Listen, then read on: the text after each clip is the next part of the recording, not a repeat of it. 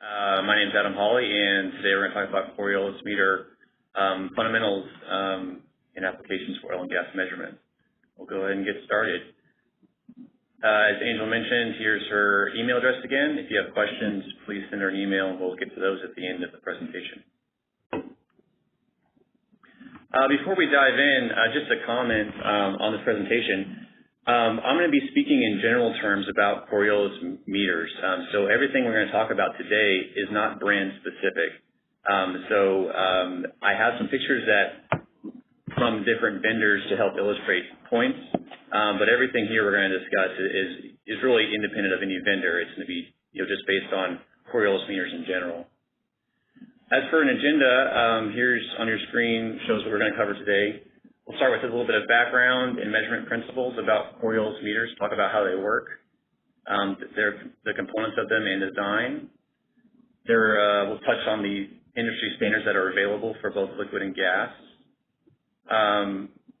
Discuss system integration and operational considerations. And at the end, I have a few diagnostic examples, which I think will be really interesting. So a couple examples where we have some data and we can show you how to use different diagnostics for the Coriolis meters. So first off, background. So let's start at the very beginning. So 1835, a French engineer, Gaspard Gustave de Coriolis, I'm going to butcher that name, discovered the Coriolis effect. And the sentence here, we're going to digest it here in the next slide and look into it a little bit more. But as a particle inside a rotating body moves towards or away from a center of rotation, the particle generates inertial forces that act on the body. So we're going to dive into that deeper to see what that means.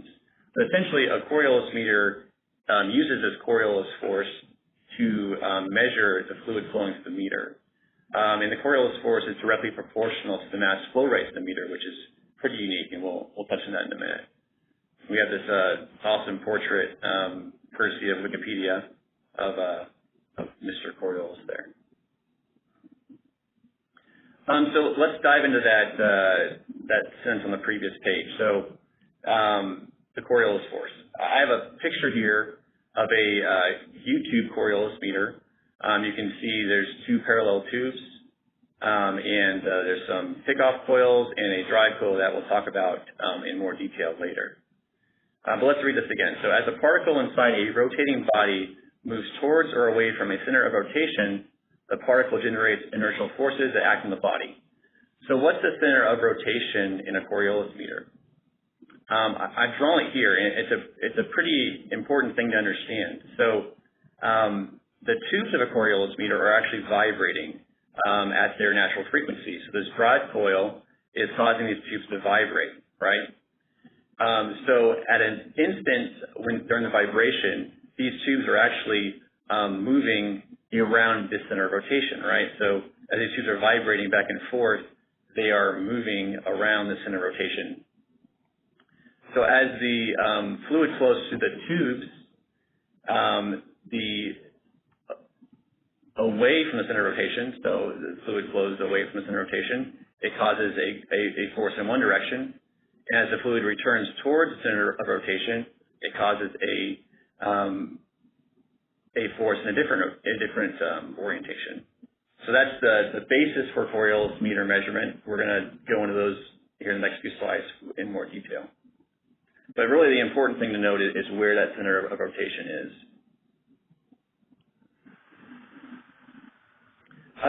So some more kind of force diagrams, if you will, of a Coriolis meter, and this really just reiterates what we saw on the previous screen.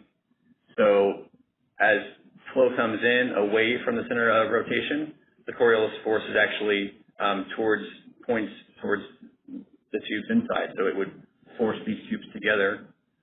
And as it returned towards the center of rotation, it would force it out. So if you look at an above view of that same U-tube Coriolis meter, the tubes would actually bend kind of in this illustration. Now this is an exaggerated view. The actual tubes aren't bending that much, but essentially that's the kind of Coriolis force that we're measuring, or the Coriolis meter is measuring to determine the mass flow. Again, center of rotation is important to note. So I have a video, and I'm going to show some still pictures from the video first, and then we'll show the actual video. Depending upon your connection speed, the video may look pretty choppy. So I wanted to kind of talk through it first, so we made sure everyone got the picture. This video is from Emerson that we're going to show, so credit them for the video. But it's a really good illustration of the Coriolis Force and the vibrating tubes. Other manufacturers also have similar videos that you could view as well. So we'll start here with, again, the U-tube design. You point out a few things. This item here would be the drive coil. So this is what's causing the tubes to vibrate at the natural frequency. And then these two here would be the pickup coils that measure basically the Coriolis force. So let's step through and take a look at how this works. So that the drive coil causes the tubes to vibrate, open and closed, as such. And the pickup coils measure the vibrating tubes. And essentially, when there's no flow through the meter, the signal from those pickoffs will be in phase. So as the two pickoffs measure the movement, they'll both be in phase because there's no flow and there's no Coriolis force to measure. With flow, the Coriolis tubes will start to bend, and you'll see a difference in timing between the pickoff coils. See the tubes bending with flow? And you'll see there'll be a phase shift in the inlet and outlet pickoff coils. And there's basically time difference that can be measured. And this time difference in the phase shift is directly proportional to mass flow. That's essentially how a Coriolis meter measures mass. So we'll take a look at the video.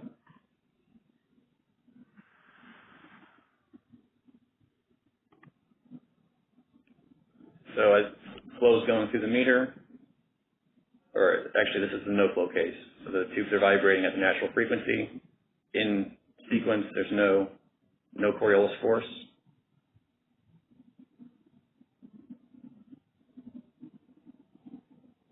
So the inlet and outlet pickoff coils are both in phase. No time shift.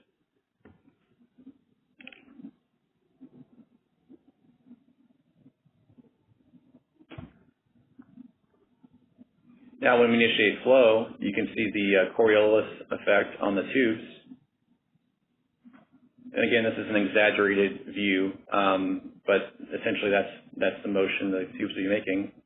And you can see there's from the illustration, there's a phase shift, and the delta time measurement is proportional to mass flow rate.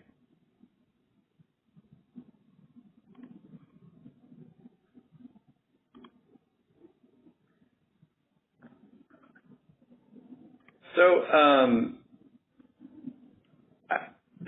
look on YouTube and looking around, and there's a pretty neat experiment that really you could do in your garage if you're more curious about this. But it's always kind of nice to see in actual practice, how this actually looks. So this person basically set up a experiment to show the Coriolis effect, just using flexible tubing and water.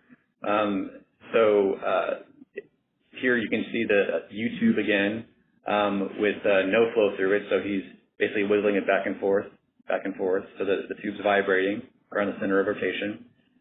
And then initiating flow, it causes it the tube to actually twist, just like we saw in the video we just watched. So it's kind of nice to see, a practical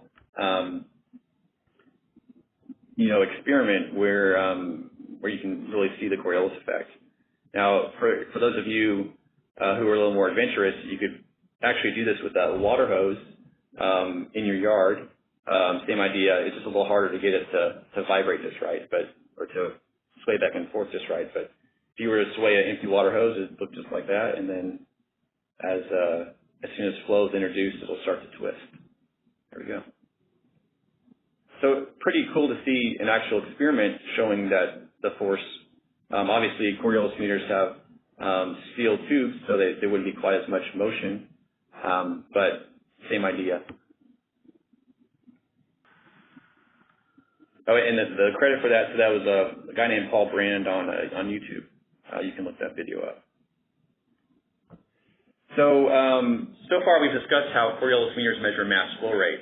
They also measure density, which is pretty unique. So you get both mass flow rate and density out of these meters. And essentially, the way it measures density is by looking at the frequency of the tubes, so the natural frequency at which the tubes are vibrating. So as the mass decreases, the natural frequency of the system increases. So on the left here, a simple spring mass illustration is usually the way this is described. So if we had 15 kilograms, for example, hanging from a spring, the frequency would be fairly high. So here it shows 97 hertz. As we increase the mass in the system, so higher density fluid or in the tubes, you can represent that as a bigger mass on a spring. The frequency would be much lower. In this case, 93 versus 97. So when I was a few months ago, when I was preparing for this presentation, I was trying to think of a practical way to describe this phenomena, and I kind of had an epiphany. So I was a new dad at the time, and I was taking care of my son, and I was watching his bouncer, which is a lifesaver for those parents that have little ones. But I noticed the bouncer is actually a pretty good way of describing how a Coriolis meter measures density. So we have a driver, if you will, so kind of the same thing as like the driver that keeps the tubes vibrating, and it drives the bouncer up and down at natural frequency. So when the bouncer is empty with no kid in it, I measured 2.2 hertz for the frequency. So I'll show you some stills here. So up and down, up and down. So about 2.2 hertz. Now, most of you guys probably know what's coming next, right? So we put a baby in, and what happens? So we add some baby mass. There's my son.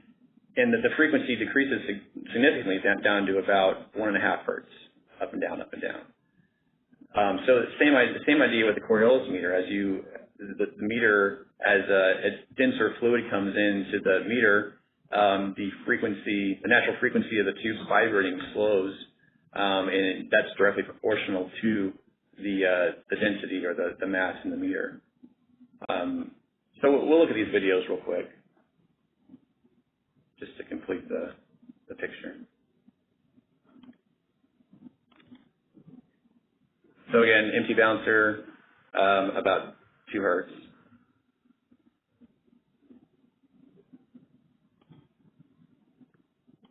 And then full bouncer with baby in it. So hopefully you can see it's a much slower frequency with the added 10 pounds or whatever he weighed at the time. So let's get into some equations here. So the Coriolis meter measures the density of the fluid, but one important thing to note is that in gas measurement applications, the frequency shift of the mass of gas in the tubes is not sufficient to provide an accurate gas density.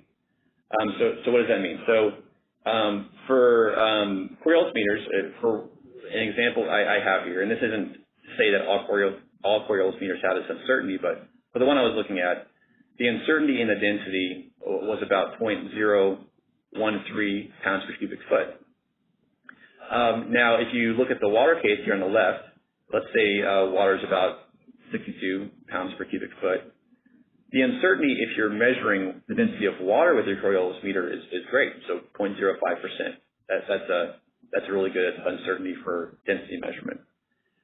Now, if you were using that same meter in a natural gas application, let's say at 500 psi and 70 degrees Fahrenheit, the density of the gas is significantly lower, right? 1.6 pounds per cubic foot. So your uncertainty in the density for that application would be almost 2%. So that's important to understand, right? So Your fluid may be water, it may be oil, and you may be a really good, use really accurate uncertainty in your density. You may have a gas though, or let's say even something that's more a dense phase fluid, like a propane or something like that.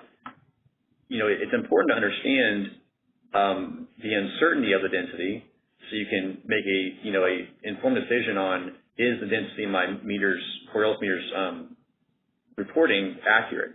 Definitely something to keep in mind. So with that, in a natural gas application or any gas application for Coriolis meter, you're going to want to use either the mass flow rate of the meter and then use some other means to calculate density. And we'll discuss that here in the next few slides. But very important thing to note with Coriolis meters. Just real quick, we've covered most of this, but if you were to cut a Coriolis meter open to see what was inside, this is a U-tube or a omega tube design. But essentially, you'd have drive coil that keeps the tubes vibrating, your sensor coils for looking at the frequency and any time shift for the mass flow rate. One thing that's important to note is most Coriolis meters have a temperature measurement within them on the tubes, and we'll discuss why it's important later, but there's some corrections that are made based on the temperature. But essentially, those are the major components of a meter, Coriolis meter, and as you can see, it's pretty simple. There's not too many parts within them, and then there'll be some transmitter outside of that, other electronics. As I mentioned in my opening slide there's lots of different designs and manufacturers of Coriolis meters. There's a few on this slide here just to give you a flavor. Some have tubes in a U shape, like this meter here. Others have a more gradual tube shape inside, and actually some are straight tube designs, which are pretty unique too. So all different shapes and sizes. The tube designs also vary wildly. Just a few illustrations of tubes. But the important thing to note is that they're all the principle is the same, right? So the tubes are vibrating at the natural frequency around the center of rotation, and measuring the time difference, in the vibrating tubes to see what the mass flow rate is, and then the change in that natural frequency for the density. So same principle, just different designs.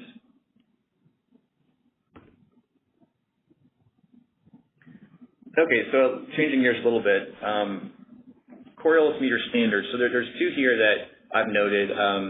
American Gas Association Report number 11, or AGA 11, is a good reference for gas measurement applications of Coriolis meters. And I have a few slides to show kind of what that standard has within it.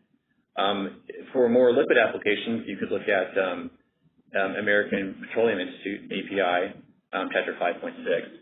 And that'd be for liquid measurement. But both of these standards cover things like sizing, installation, and performance and flow calibration.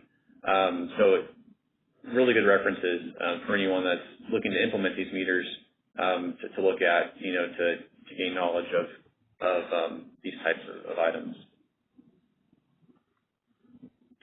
A figure from AGA 11, and this is from the gas standard, but this discussion applies for both gas and liquid. But when you're going to size a Coriolis meter, there's some important trade-offs, and this graph here shows that. So the graph shows flow rate error versus flow rate. And the flow rate here is in standard cubic feet per hour, so it's a gas flow rate, but the same graph could be shown for a liquid flow rate. Essentially what it's showing you is the trade-off between flow rate and how it relates to pressure drop and error. So the other y-axis we have here is pressure drop in inches of water column. So kind of common sense, but if you were to size a 3-inch meter, let's say, for your application, and you were running somewhere around 400,000 standard cubic feet per hour, according to this graph, your pressure drop for this example would be around 100 inches of water, let's say. Now, a 2-inch meter could also be sized for the application. However, there'd be a higher pressure drop. So if you were to use a 2-inch meter, the pressure drop would be much higher. And then if you look at the uncertainty in this range, well, the 2-inch and 3-inch meter is really pretty similar, right? Similar uncertainty. Where it's more important is at the lower end. So as we get down to the lower flow rates, the uncertainty of both meters increases at the low end, which is common for any flow meter. But this shows kind of how the Coriolis meter uncertainty looks. So for these lower flow rates, if you were to size something closer to 100,000 or 50,000, a 2-inch meter may be a better option, just because the uncertainty at the low end, if you were in this range, let's say, for the 2-inch meter, is going to be tighter than for the 3-inch meter. It's a little bit wider. So important trade-offs for Coriolis meters, and really this discussion goes for any meter, is understand what range you're trying to measure, and then do the trade-off between uncertainty and pressure drop. And like I mentioned, this same discussion applies for liquid measurement as well.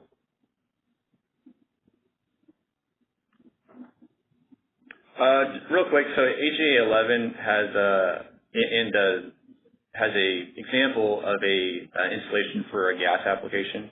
The API standard has something similar for liquid applications, but just you can look at your standards if you're looking for information on how you could install a meter in the field, and look at recommended installations. So those are available in those standards. So how about Coriolis meter calibration?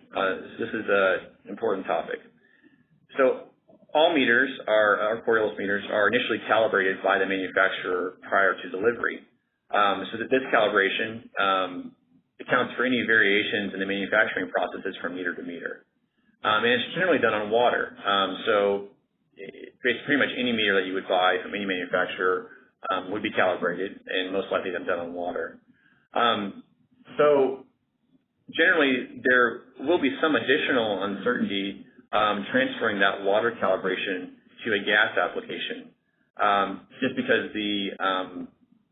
obviously, if you're going to use a Coriolis meter for a gas application, the mass flow rate you'll be measuring will be much lower than the water calibration that was done on the meter. And in general, there's pretty good agreement between the water calibration and actual gas installations. And the manufacturer can provide you, what that transferability is of the uncertainty. But generally, it'll just add a little bit of uncertainty to the measurement if you are going to use the meter in a gas application. One option, though, is you could have the Coriolis meter calibrated in a natural gas flow loop or gas flow loop to provide a better uncertainty or a lower overall uncertainty for your measurement. So that's an option. So when you're going to, select a Coriolis meter for your application, it's important to note what your fluid's going to be, whether it's liquid or gas or something in between, and consult with the manufacturer and see, the water calibration that's done, how does that transfer to your application? And perhaps for your application, the water calibration is just fine because the uncertainty that's quoted is within your limits. But just know that there is an option to calibrate the meters on gas, which will provide a little bit tighter tolerances.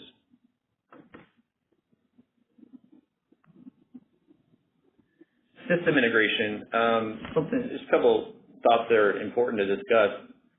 Coriolis meters are unique, much different than other meters because they directly measure a mass flow rate. Many other meters measure a volume flow rate.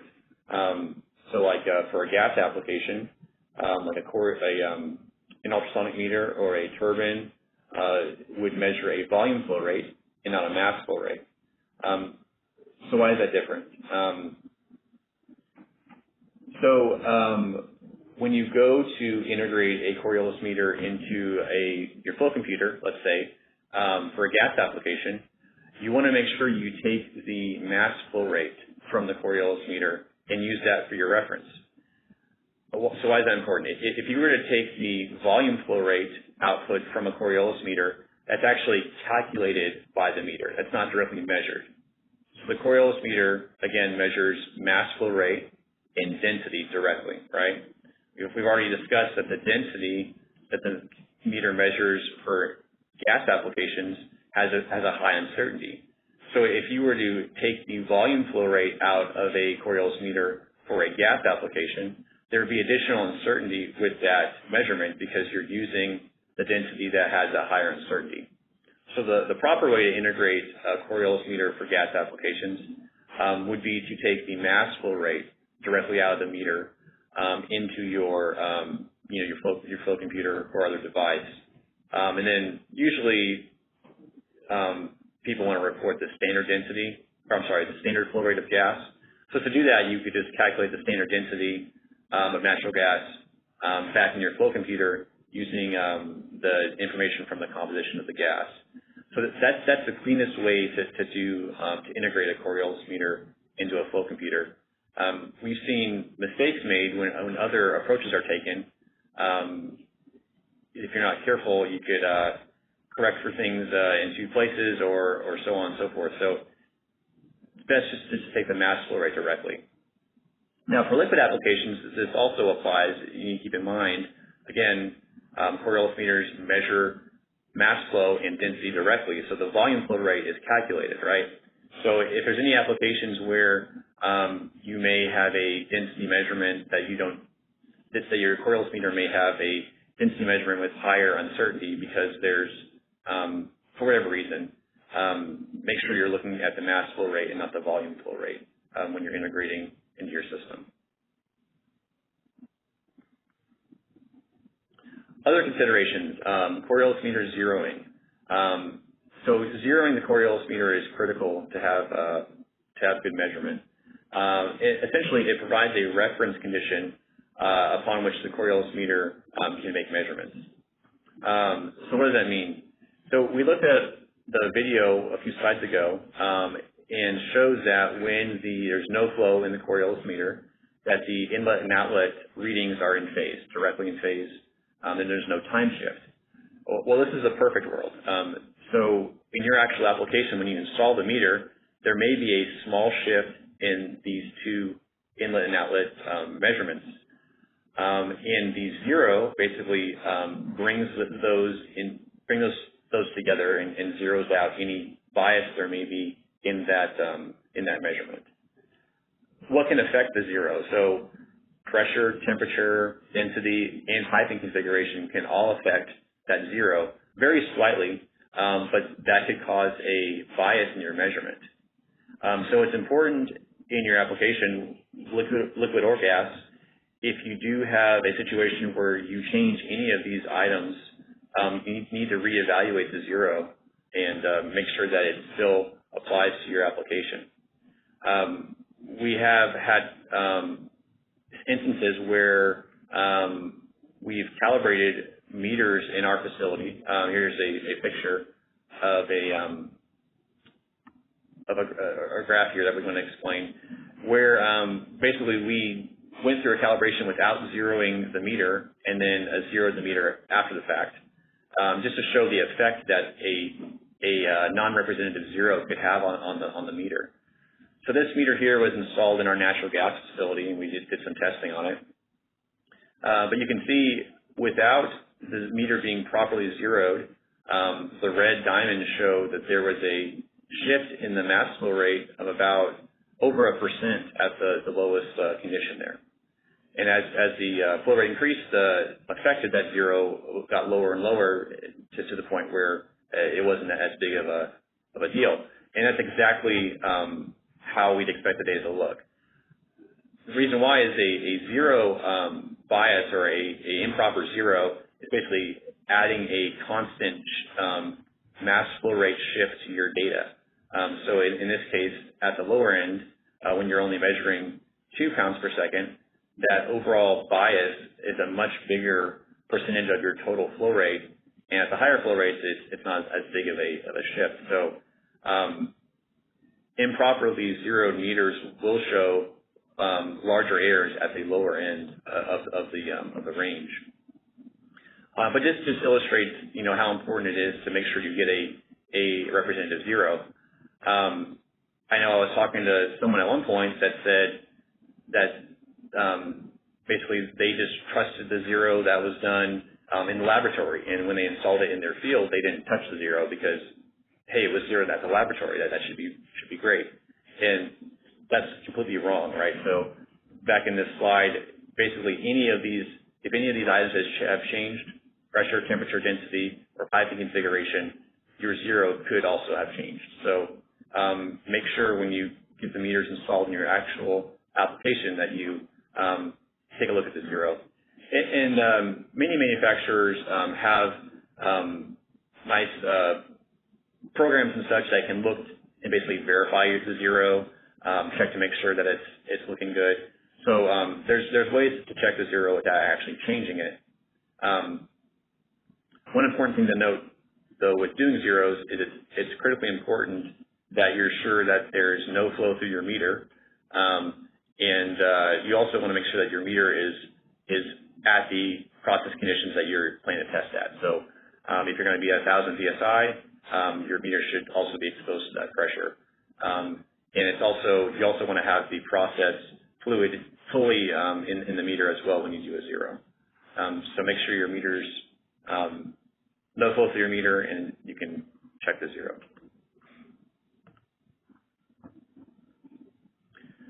Other operational considerations, tube stiffness. Coriolis meters must compensate for changes in the tube stiffness, and for two ways, so temperature and pressure. For temperature, many Coriolis meters have an internal temperature sensor, and the electronics monitor the sensor and make small corrections to the meter itself. So oftentimes for temperature, there's no correction that you would need to do on basically for your application. The Coriolis meters generally have this correction already applied, but definitely a good question to ask the vendor you buy from to make sure that this correction is being applied. There's also a pressure correction, and essentially at higher pressures, the tubes will be stiffer. So there's a correction that needs to be made depending upon the tube geometry and the pressure. For many of the smaller meters, actually, the pressure measurement or the pressure correction isn't required because the pressure effect's negligible on those because they're so stiff to begin with. But for many of the larger meters, this pressure correction can actually be a pretty big correction, up to 1% or so. So it's important to know for your specific meter if these corrections, both temperature and pressure, are being made automatically by the meter, or if it's something that you need to apply to your application. You definitely don't want to be applying these corrections twice, so it's important to know, is it being done in the transmitter? Are you doing it on the back end? So just other things to consider when you're using these meters. So as the last kind of part of my presentation, I want to talk about meter diagnostics. So one of the great things about Coriolis meters are they have some really good diagnostics that can be used to determine if there's an upset condition or something's happening that's different for your application. So drive gain is a really, really good thing to look at. So what is drive gain? It's the amount of energy required to keep the sensor tubes vibrating at their natural frequency, and it's scaled from 0 to 100%. So generally, you want your the drive gain should be,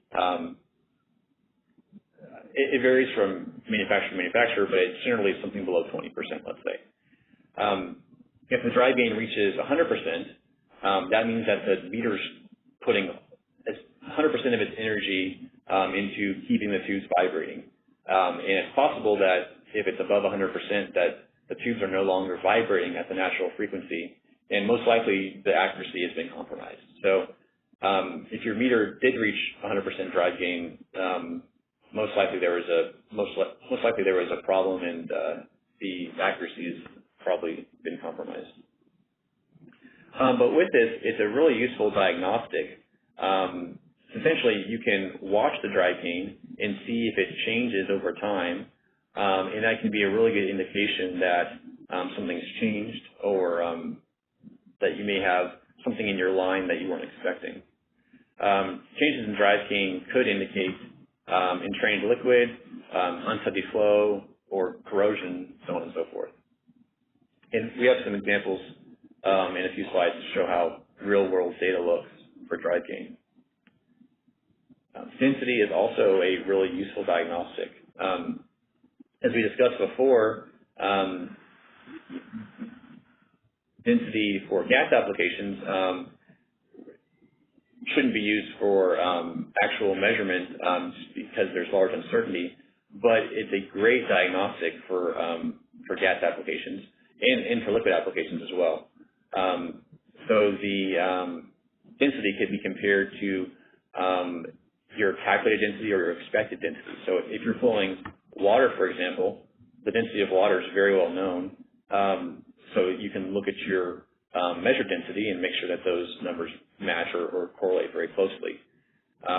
For a gas application, you could calculate your gas density based on temperature, pressure, and your composition, and compare that to what the Coriolis meter is reading, and see if there's any deviations from that.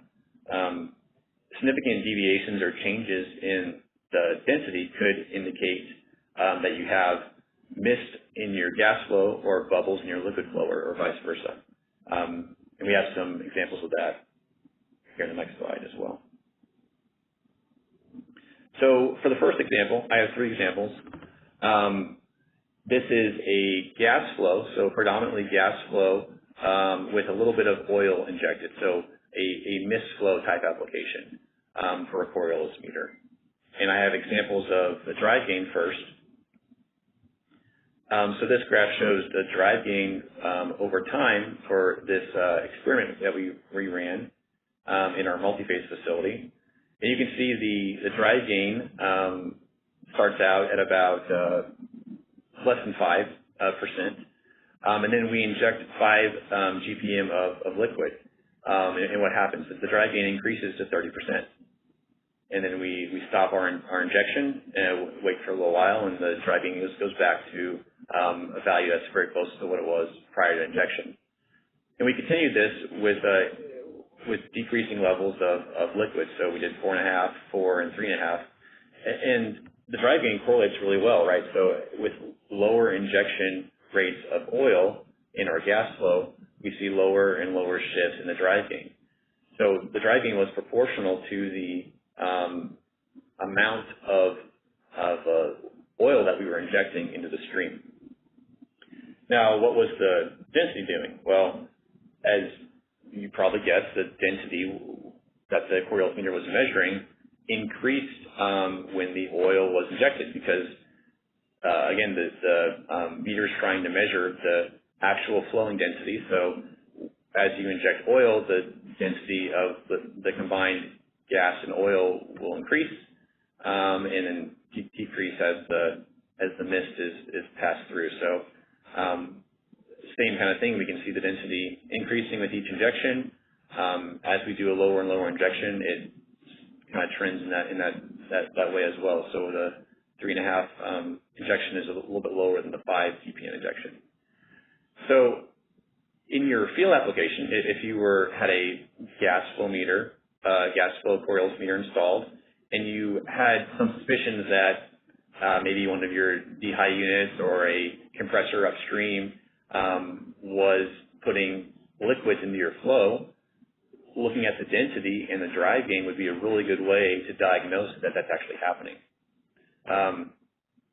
It's important to have a good baseline, though, of your drive gain and your density. That way you can evaluate if a shift in either of those is significant.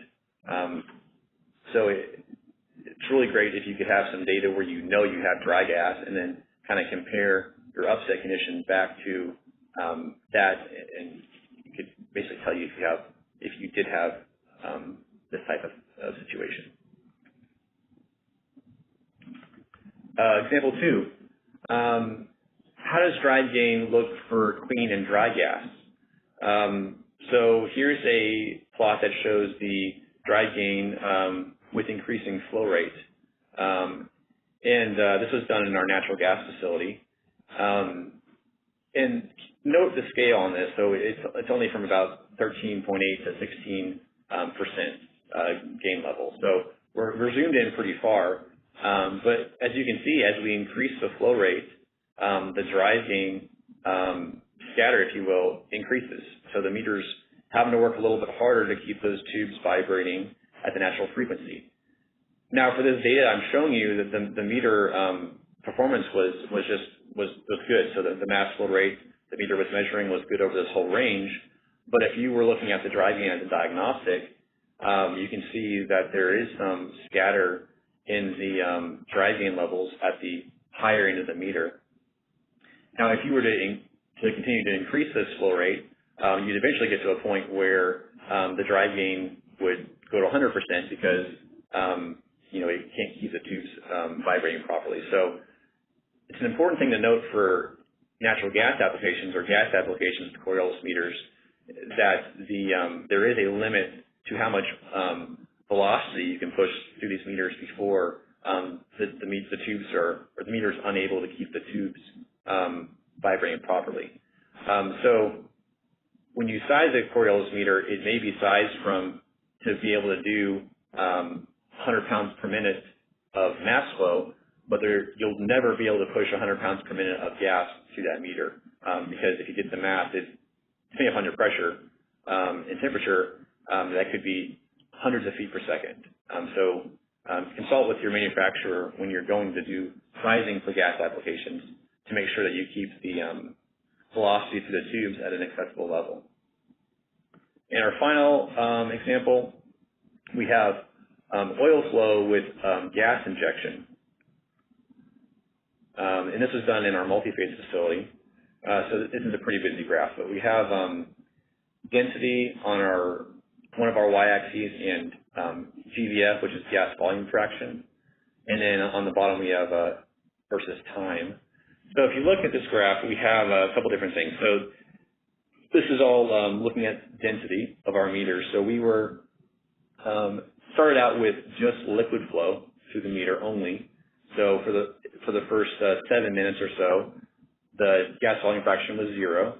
We weren't injecting any gas. And our test meter density and our reference density were very close, so that the meter was measuring the density that we expected. We were flowing oil in this case. As we started to introduce gas, so we increased our gas volume fraction up to a couple percent.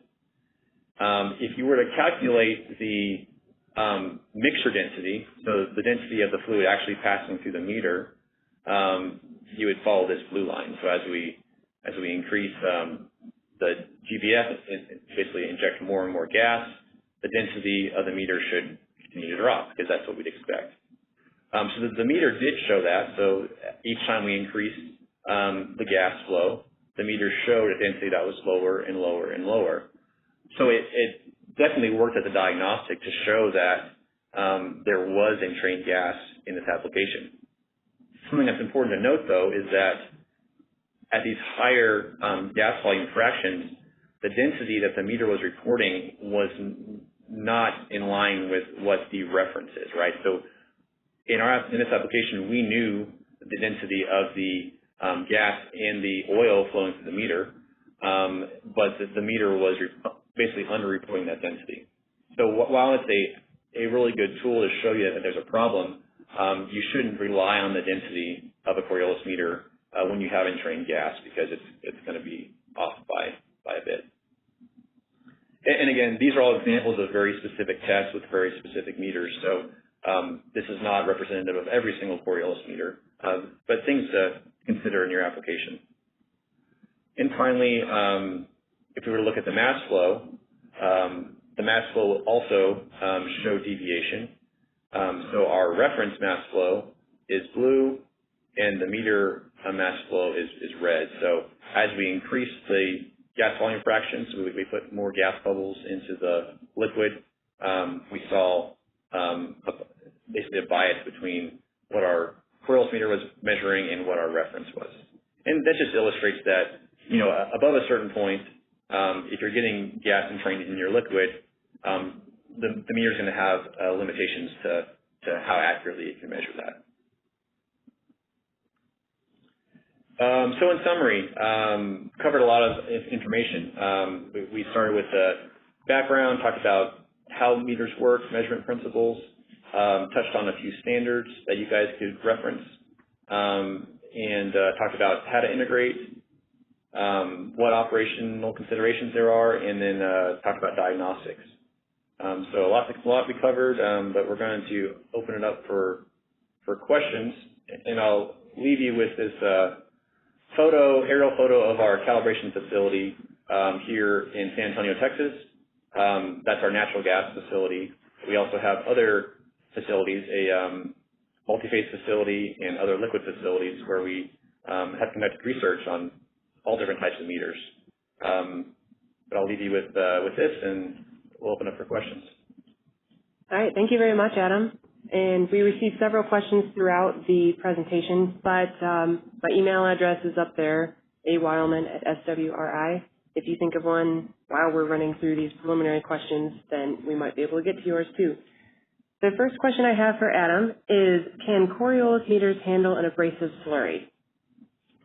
Great question. So the first thing that comes to mind with that question is the concern of erosion. So as the fluid passes through the tubes, they're much smaller than the diameter of those tubes are smaller than the flow diameter, so the pipe diameter. So the velocity of the fluid is going to increase, which could cause erosion of the tube. So that's one concern or consideration for the meters is, could you have erosion? If you did have erosion, that could cause a shift in the measurement of the meter because the natural frequency of the tubes would change. In addition, you'd have maybe some safety concerns too with the pressure containment. So those are the concerns. Now, can it measure that, a slurry? The answer is yes. You might want to consult with the manufacturers to see what the limits are. But in general, Coriolis meters like to measure fluid streams that are homogeneous. So provided you can get the slurry to have the particles suspended well in the fluid and there's no other plugging, then the meter should do a pretty good job measuring the mass flow. But keep in mind the concerns with the abrasion and erosion. All right, thanks. Second question is, are there any installation errors that can cause, in quotes, bad data? You did mention you didn't apply zero, or if you trusted the density measurement of gas, but are there other things that can cause bad data? Yeah, that's a great question. So the zero is a good one to pick on, so make sure you're doing good zeros. The density is one to keep in mind as well. Other installational considerations. So Coriolis meters don't require, or majority of them don't require any upstream piping considerations, which is pretty unique. So other meters may require full conditioning and upstream piping. Most Coriolis meter designs don't require that, so that's something that's unique about them. But for other installation considerations, the orientation of the meter is important. I didn't touch on that at all, but the orientation of the tubes is important depending upon if you're measuring gas, liquid, or if you expect to have some multi-phase. The orientation is important, so keep that in mind. One thing I didn't touch on either was you can actually put stresses on the meter if you install it in a bind. So the way you support the meter and the way it's installed in your piping, it's important to make sure that the piping isn't pulling on the meter.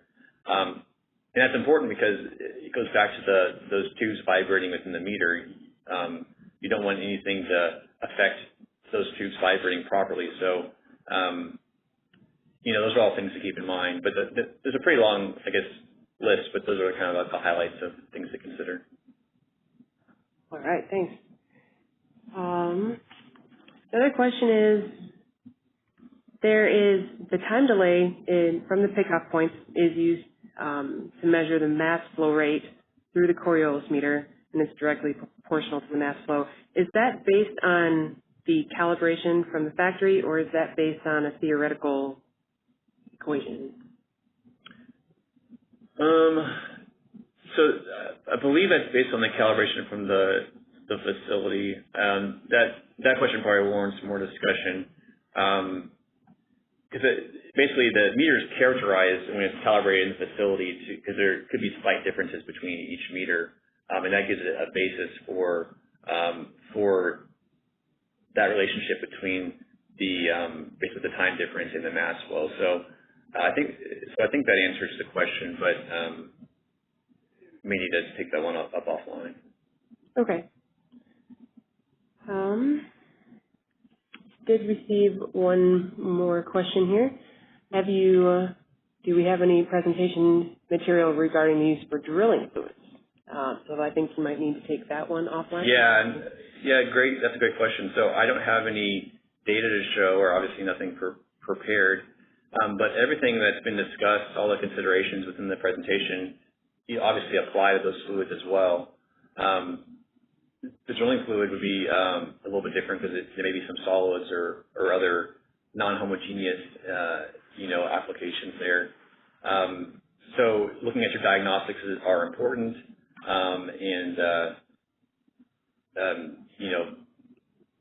considering those for your measurement. But I don't have anything readily available to show that would be a drilling fluid type application.